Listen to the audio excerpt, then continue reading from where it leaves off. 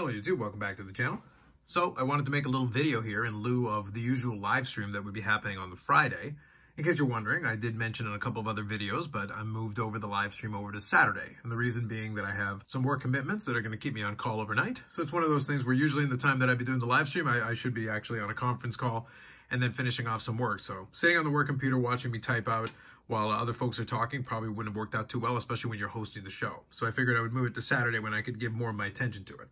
That said, I did have a video idea in mind, and I decided actually to crack out my other AEW hobby box from the first series. Originally, my thought was to keep this closed, but I think given the nature of the stuff that you can pull from it, I think I'll be okay. And at the moment, there's still enough hobby boxes out there. I may grab another one at some point just to stash away, but I figured, what the heck?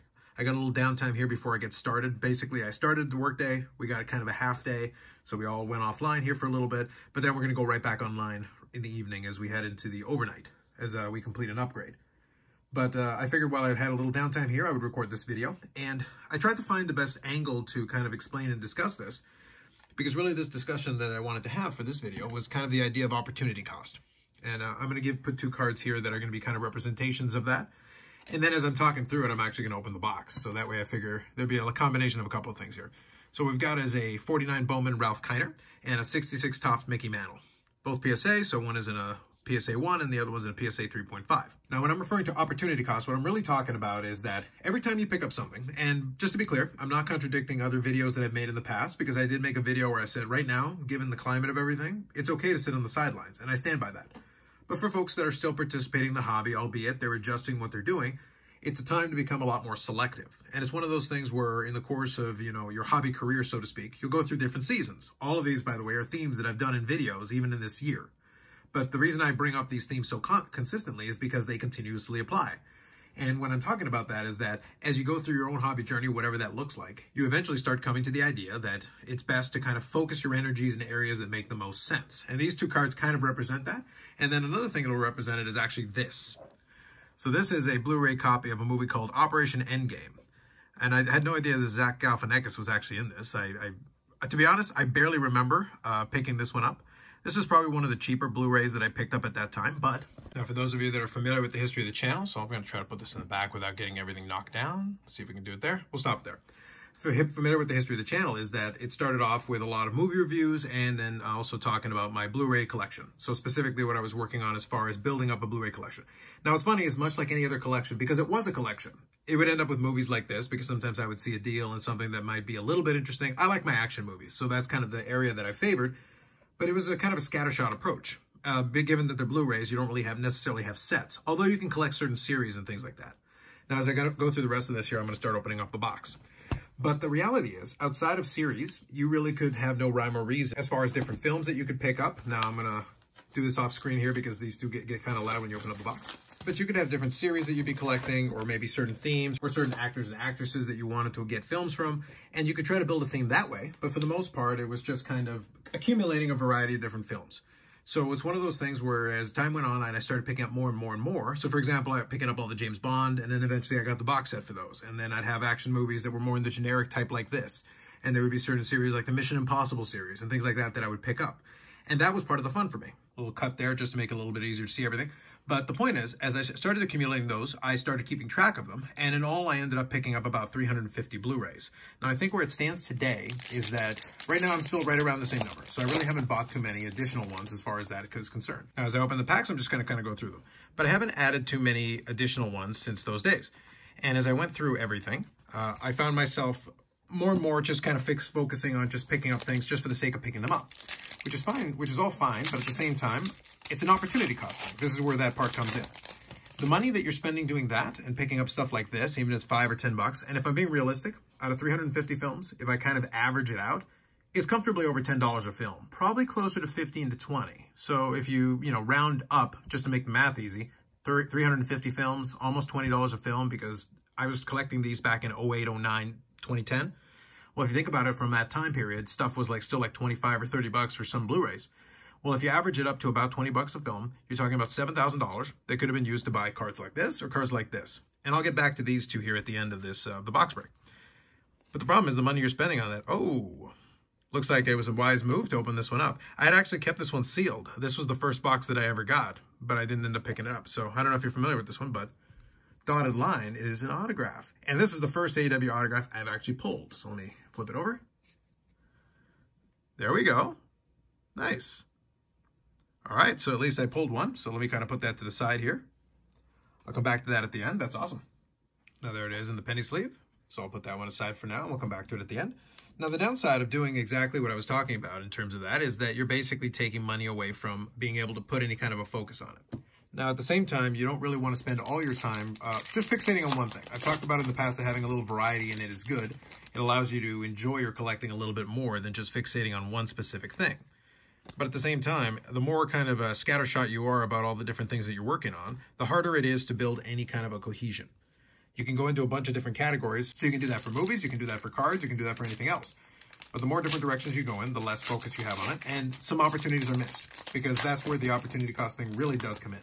Because the money that you're spending on this, or even this, can take away from other collecting projects if these are not actually going to be part of your overall plan. So basically, talking about these two cards here, they're both vintage baseball, and I have a number of different vintage baseball sets that I collected, and that I do collect, and neither one of those really fall under those categories.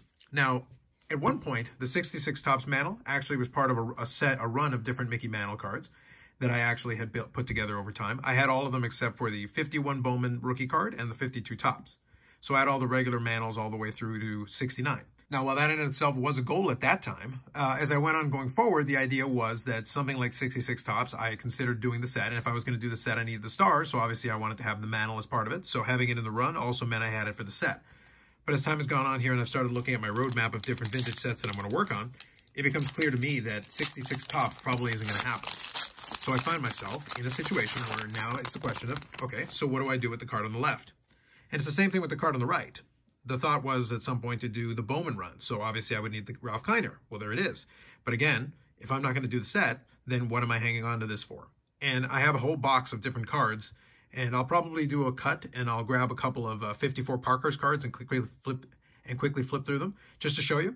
Different projects that I started on over time, with the idea of eventually coming back to them, that probably I'm not going to get to. So then it becomes a question of like, okay, so what are you doing? Because in reality, whether it's a couple of dollars or hundreds of dollars over time, or in the case of, say, the Blu-rays, thousands of dollars over time, I've tied up a certain amount of money in these things. Now, I don't worry about it because obviously that money's already been spent. But in the meantime, that money was gone that could have been used to purchase other things that make more sense to my collecting goals or other goals that I might have. Again, I'm talking this from the perspective of somebody who is still participating in the hobby and wants to continue to work on their projects, even during this current time. If right now that doesn't make sense for you, then don't even worry about it. But at the same time, if you want to proceed, the money that was lost here and lost here and lost here, technically, could have been used for something else. And that's not the end of the world, because obviously I can sell these off, and that's probably what's going to end up happening. I'm probably going to hit them up on eBay at some point and just move them along. And somebody else can enjoy them, but at the same time, it frees up a little bit of funding for me to be able to do other things. But either way, the point would have been that it would have been a little bit easier had I been a little bit more clear in kind of the direction I wanted to go with a little bit sooner and hadn't gone so scattershot with it. It would have allowed me to be able to focus a little bit more on it. Although this card is certainly a card that I do enjoy having, and this is a card that I found at the expo that I got a decent price on, it doesn't do me any good sitting here, and a lot of times, a lot of these cards end up sitting in boxes, but effectively gathering dust. Not literally, but effectively gathering dust for years. And what good does that do me, really? And that's kind of the kind of thing that I think about, especially towards the end of the year when I start looking at those boxes and I say, well, it's been a long time since I've opened them up. I crack them open and take a look at what's inside, and I find all these little opportunities. Now, the Blu-ray one is obviously probably one of the more extreme ones, just because, as I said, I didn't really have a rhyme or reason outside of just picking up action movies that look like they could be fun to watch. As you can tell, though, that one is still sealed. So all the years that I've had it, and it's been probably a while since since I bought that one, all these years that I've had it, and I never actually ended up getting around to watching the movie. Now, the truth is I will, and this is the silver version here. Pretty sweet, Hangman Adam Page. I actually think I need that for my binder, so that'd be kind of a good one to pick up for the C-Folio. But out of all the ones that I picked up, there's a number of them that I'm probably not going to get around to for quite some time. And that's okay, it's not the end of the world. But at the same time, 350 Blu-rays. Imagine if it had been cut down to maybe 75 to 100 of ones that are more likely to watch. Well, do a little quick math. 2,500, somewhere between $10 and $20 per. That's a couple of $1,000s to $5,000 that could have been used. Now imagine that in the 2008 to 2010 time frame where prices were. So there's a Dynamite for the first year, Frankie Kazarian. It's pretty nice. Now you imagine that in that time frame and the various cards that could have been picked up at that time if I had had a little bit more of an idea where I wanted to end up. Probably would be a lot further along. The 53 Bowman set would probably have been done years ago, and probably the 53 Topps would also have been done years ago when the prices were a lot cheaper. That's a nice picture for Lance Archer. It's kind of fun to reopen this first year edition here. I did open the one box, but we never got the blasters up in Canada, so it was kind of unfortunate. By the way, the odds on that dotted line, I'll share them with you at the end. That was actually a really crazy pull. One of those things, I was focused on the topic at hand that I got distracted by the fact I actually pulled a good card. After all the attempts, and that's the first autograph I ever pulled. I think I mentioned that, but... Oh, there's still the inner circle. I like that. It's pretty sweet. I got to take a look and sort through these. I do have the complete set and the gold set already done on this, but it's nice to have some of these pyros and the dynamite, so I'll have to take a closer look and see what things look like as far as the Z folios are concerned. But anyway, my overall point is that at the end of the year, I do like to take that time to reflect, the same way that I do the goals. Nice. The Dynamite Moxley as well. It's pretty good. At the same time that I do the goals and everything else, I like to take the opportunity to reevaluate kind of what I want to do going forward. And stuff like this has actually been sitting around for so long in those boxes that I'm actually a little bit frustrated with it. And one of my internal resolutions is I kind of need to start getting rid of some of this stuff. Not because they're not good cards, because obviously Mickey Mantle and Ralph Kiner, Hall of Famers. But at the same time, if I'm not going to do anything with them, then they don't serve any purpose still being here. And that's the kind of idea here. It's the idea here is to stop being precious with these things and stop hanging on to them. I want less stuff here instead of more. And the stuff that I want to have here is stuff that I want to make sure that fits into what I'm actually trying to do. And that's one of the ideas that I have. There's a Cody Rhodes, Rhodes to Success. It's a silver version. It's actually a really good box. Even though the newer edition of AEW is actually, I would argue, a better value in terms of the hits that you can pull. I can't deny that this might be the best box of AEW anything that I've opened out of the 4 boxes so far. Decent combination of stuff. We got all our parallels. And obviously the dotted line card. Pretty sweet. But anyway, kind of just some rambling that I wanted to do. Kind of talking through some of the stuff that I'm working on. I've got a big box, like I said, of various vintage that I'm going to go through. A bunch of incompleted set attempts and starter sets that I started working on with the idea of eventually coming back to them to do them. And the truth is, it's not going to happen. Because, frankly, I don't want to do it. And that was one of the things that I thought was kind of fun with one of the comments that I saw. And I think it's Dave who comments regularly and has excellent comments. Kind of talking through the 53 Bowman and some of the stuff that I'm working on. And, you know, he mentioned that it would be kind of neat to see me eventually talking about doing the 52s. And he also likes to talk about a lot of the pre-war stuff. And to be honest, I enjoy a lot of the pre-war stuff. I like looking at it and understanding it. And I may get some cards here and there. But truth is, I have no interest whatsoever in pursuing any of those projects. And like I said, the Ralph Kiner and this Mantle represent that. The Mantle, at one point, the idea was to do that project. The Ralph Kiner was kind of an off-in-the-distance idea. And every year that went by, it became less and less likely. And at this point, I honestly don't want to have a 49 Bowman set. Even if money was no object, I don't want to do it. So if I don't want to do it, then I certainly don't need to keep the cards around that aren't going to serve me any purpose. And that's kind of been the frustration that I've had with that, because it's an opportunity missed. The money spent on housing that stuff and then actually purchasing it could have been used for something else that would have fit into what I actually want to hang on to. And that's okay. That's a lesson learned, and it's an opportunity to evolve and to change along with what I'm doing going forward. It's another Rhodes to Success. Brandy Rhodes and Cody Rhodes back to back. Okay. Well, geez, the Rhodes pack. Okay, fine. Interesting. There did tend to be a lot of duplication. But I will show at the very end here that 54 Parkhurst group, because I was sorting through the box and I found them and I just started laughing and I was like, yep, this probably isn't going to happen either. Again, I had the idea in my head, but it's probably not going to happen. Because again, in the same vein, I don't necessarily want to go back and do it.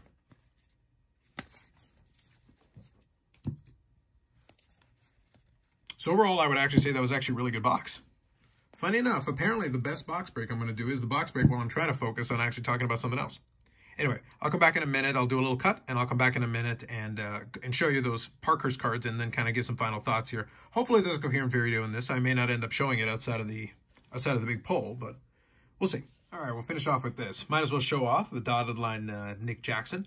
Now, just to give you a little heads up on that one, the dotted line is actually, if you can read that, 1 in 1,536 packs, which is a ridiculous pull. Like these, the autographs were already like 1 per box, but the dotted line is actually one of the tougher ones. So that is actually an amazing pull. which is hilarious given that it was the box that was just kind of sitting here off on the side unopened for this longest time. I don't really want to set a precedent with this. I like actually having a box occasionally sealed up, but in this case, I guess boredom and having a little time on my hands resulted in actually a decent pull.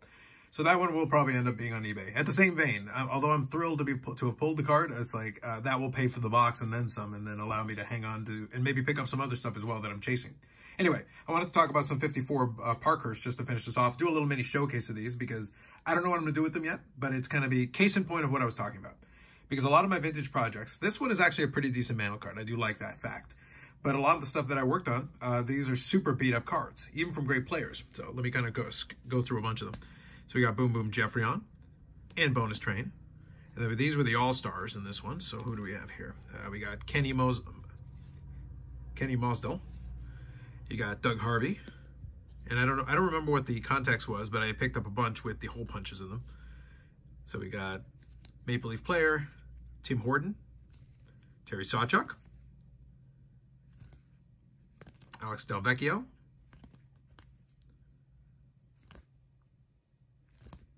there's Gordy. In retrospect, I probably would have liked to have grabbed one that wasn't so scuffed up. It's actually not a bad card without minus the scuffing and the staining here, but you can see certainly a beat up copy. But there you go, 54 Parkhurst Gordy, Red Kelly, Ted Lindsay. This minor league team, I can't recall. Never heard of them. I still got more in this stack here. So these are all 54, 55 Parkers. And some of them actually have the backs with the Lucky Premium. Yeah, so the Lucky Premium backs. More minor league players, New York Rangers. Interesting cards. They were kind of fun to grab. And these are the action shots here at the end of the set. This is Prime Original 6 stuff, if you're interested. Neat cards, but you can see obviously certainly well loved, we'll say. The entire set's 100 cards. So not too crazy to put together if you focus and dedicated to it. But I just found myself, this is one of those projects that I found myself starting on, and I'm not necessarily convinced. You can even see the yellowing on some of these top loaders that need to be replaced. But regardless, I started working on that project years ago. And you can see I actually I've gotten a decent chunk of the way. But I'm not completely convinced I want to take this one all the way to completion, given the other stuff that I want to work on. Because again, the theme of this all has been opportunity cost. So the question comes down to this. I have these many. I don't remember exactly how many. I want to say somewhere in the 30s, maybe low 40s. So I have closing in on half the set, which in and of itself, you think, oh, well, then certainly have to finish it. But here's the thing. Even if it costs me $1 to finish the rest of the set, and it won't, then that dollar could go towards a different project that I want to work on. I'm working on a 53 Bowman color set. I'm going to put more focus and priority to that. That's part of my goals. You'll notice this was not part of my goals at all because I haven't really thought about this set in a long time. But it's been sitting in that box this whole time with all these stars and Hall of Famers and the whole 9 yards. So if I'm not going to pursue it, then the question is when. I've got stuff like this in other boxes too. And I think as part of what I'm going to go through as I start sorting through them, I'm going to start going through some of those and kind of showing them off on the channel a little bit as well. I've got a 59 Topps Stan Musial. I've got a bunch of 58 Topps cards, including the Mickey Mantle All-Star and a couple of other star players as far as the 58 set is concerned, the 59 set is concerned. Pretty sure I still have a 59 Topps Yogi Berra sitting in that box and a bunch of ones, including some stars from the 50s. But again, if I'm not going to do the set, it's literally been sitting inside of the same 1600 count box, in some cases for upwards of 10 years. So what's going to happen with them? I don't know. And that's kind of the bottom line here that I was trying to get to in a very roundabout way. Unfortunately, it was more rambling since I was kind of trying to do a couple of things at the same time. But my overall thought is that I very much, going into the new year, really want to go back into the idea of not only having the focus of the goals and things that I'm doing, I also want to be able to start moving some stuff that just isn't serving my purpose. Even nice cards that are great cards otherwise, if they don't fit the projects and things that I'm working on, then frankly, I just don't need them around anymore. I want to be able to focus on those things and kind of minimize the amount of extra that I have and just bring it down to the core items that I really want to have in the collection. And that's going to be one of my kind of side goals of 2023. So we'll see. Some of this stuff might not be here by this time next year, and we'll see where it ends up going and what ends up happening with it. But more than likely, I'll use some of that money to invert back into the collection and really continue to build out the collection that is going to make sense with what I actually want to go with. But hopefully you enjoyed that little bonus showcase. 54-55 Parkhurst, some fun cards, including some Hall of Famers, of course. So we'll see what happens with those. And a surprising pull as far as actually pulling something very difficult out of a box that has been sitting on my table probably for months. Anyway, that's it. More videos coming up on the channel. Live streams generally on Friday at 8 p.m., although the holidays right now, it's messing with the holiday schedule a little bit. This one is going to be coming up on the Saturday. And then there's also going to be the second part of my year in review. My favorite pickups of 2022 are going to be on Sunday night. That video's already been recorded. It's already uploaded to the channel, so you'll see it on Sunday morning. And then there should be one more video for the actual channel itself that I got to record in the next week or two, and then that'll end up there right towards the end of the year. But we'll be doing live streams towards the end of the year, and I'll keep everybody posted on the scheduling. Like if you like the video, subscribe to the channel. We'll catch you in the next one.